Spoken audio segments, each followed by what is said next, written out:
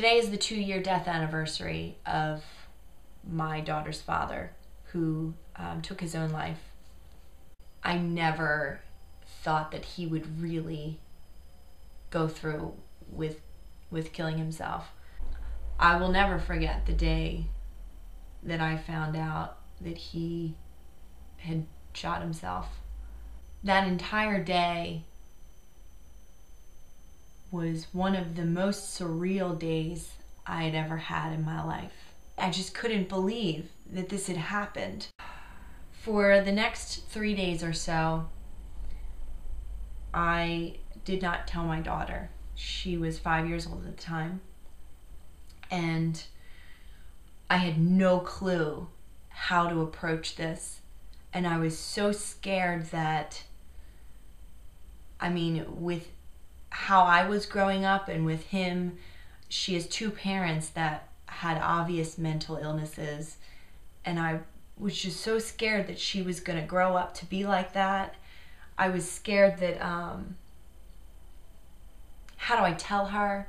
And if I don't tell her that he committed suicide, and I just tell her maybe some made up story, or just tell her that, he's sleeping, or he's with the angels now, or whatever, is she gonna find out through some family member that doesn't know how to keep their mouth shut, that just blurts it out one day, and then will she hate me forever? And is all this anger going to come out in her when she's a teenager, which is when it came out in me and when it comes out in most people?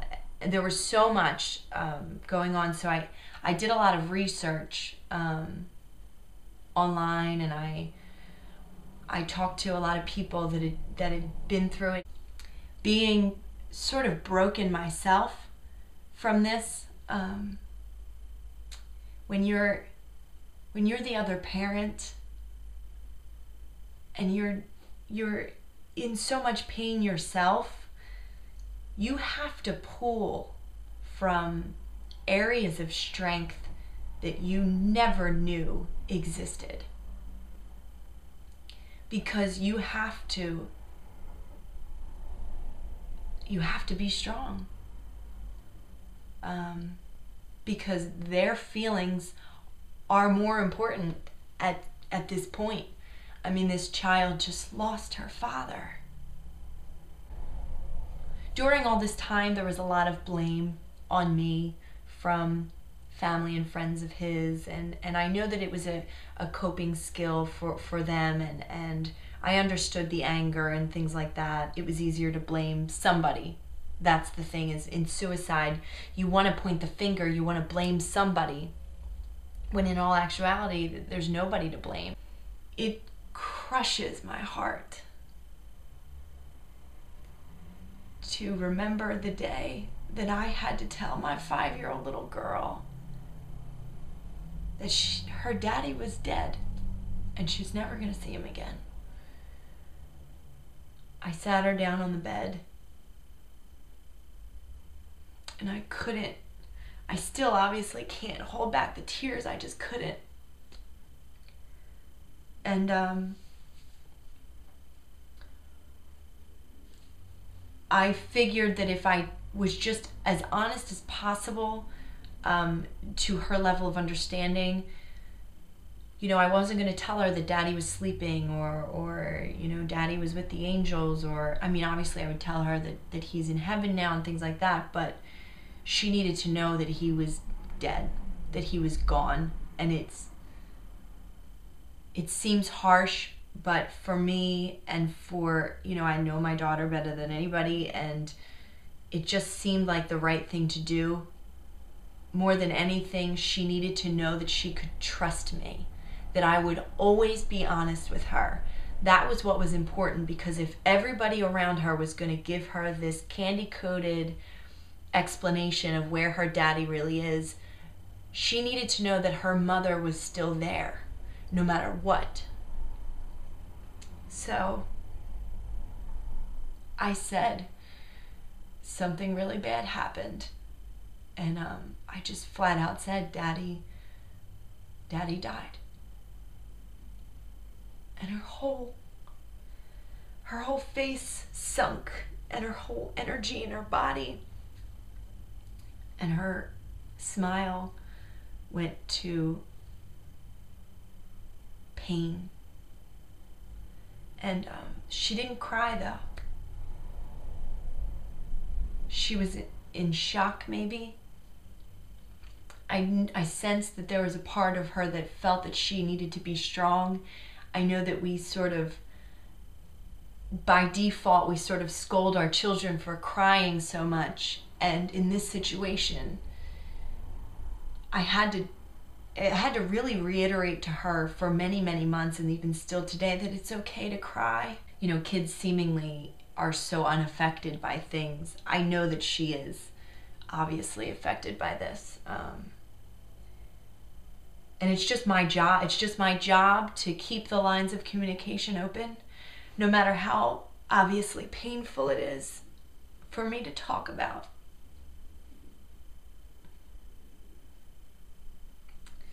I think the bulk of the emotion comes from not just his loss, but my little girl not having her daddy, you know. We want nothing more than to protect our children. That's, you know, that's what we do, and I can't protect her from this. You pull this strength from you that you never knew that you could have, because at this moment when these moments when I'm broken, I feel broken and I feel in so much pain and just sorrow, just deep sorrow. I still have more to provide to someone else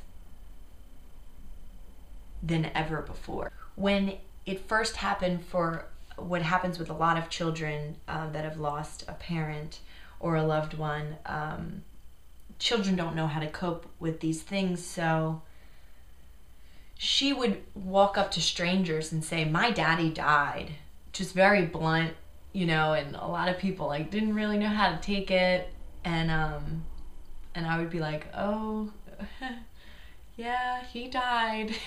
Like, what do you do with that?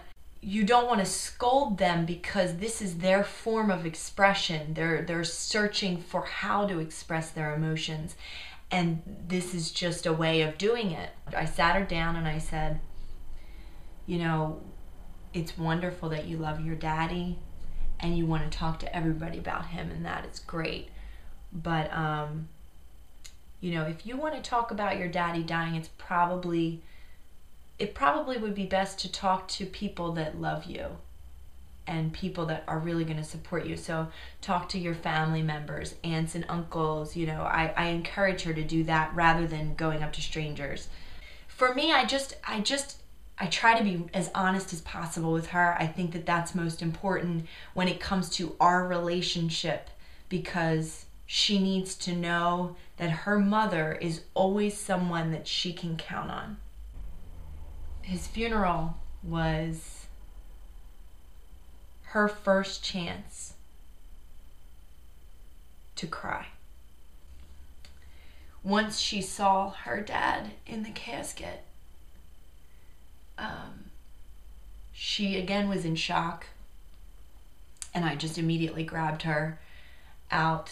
She was my sole concern at that point. I would give myself a chance to mourn and grieve later, but right now she was what was important. And I just grabbed her and I took her out into the car, and I just held her while she just cried. And she was as stiff as a board. Her whole body was straight, and she just held on to me for dear life. And she wouldn't talk to anybody. And she just cried. A few hours later, I came back by myself. The grave was still dug, and his casket with his name was on the front of it. And that was my time to cry. I just cried out to him. I said, what did you do? What did you do?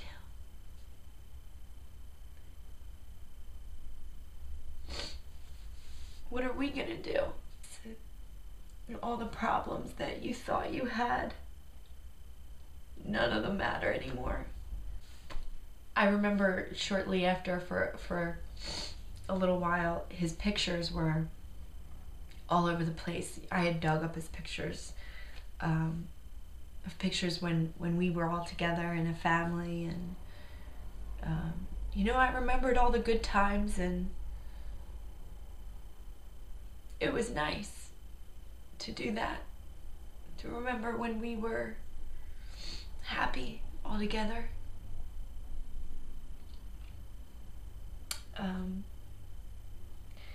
It eventually got to the point where I had to put the pictures away. I just couldn't even, it was becoming, it completely took over my life.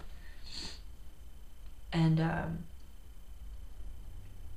I had to just put the pictures away. I couldn't even pass by them anymore. I have taken this experience in my life as a sign toward my passion, my calling in life.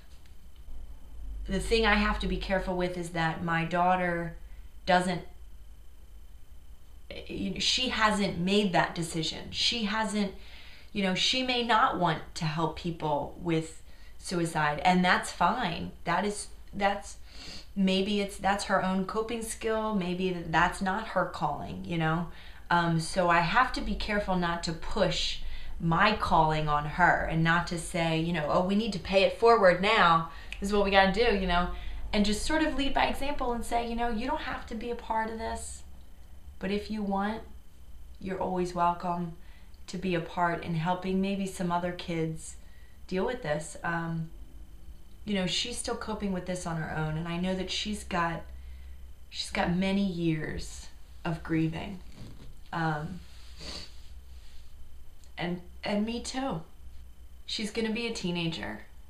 She's gonna have her prom, and her dad's not gonna be there, and she's gonna have her first boyfriend, and her dad's not gonna be there to scold him or to tell her to take her makeup off or change her clothes.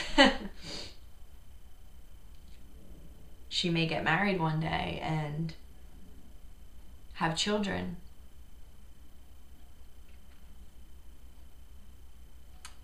And her dad's not gonna be there. Her memory of him is going to fade. You know, it's been 2 years now, and our lives are without him, you know. His family is still very much involved, which I am so grateful for. It's really important for her to not only know her family, to feel close to her father. So I'm very grateful that they've stayed in our lives.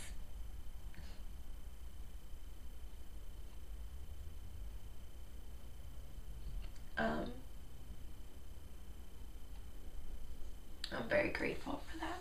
It was very important for me to explain to people, or to express to people, that you will be angry, that you'll miss them, that you'll feel lost, that you know, you'll feel a sense of strength come out of it, and you'll feel all of these emotions, and that's perfectly healing. You'll get to a point where you're just sick and tired of crying, and then you'll get up and you'll go outside and you'll let the sun hit your face, and you'll appreciate life just a little bit more.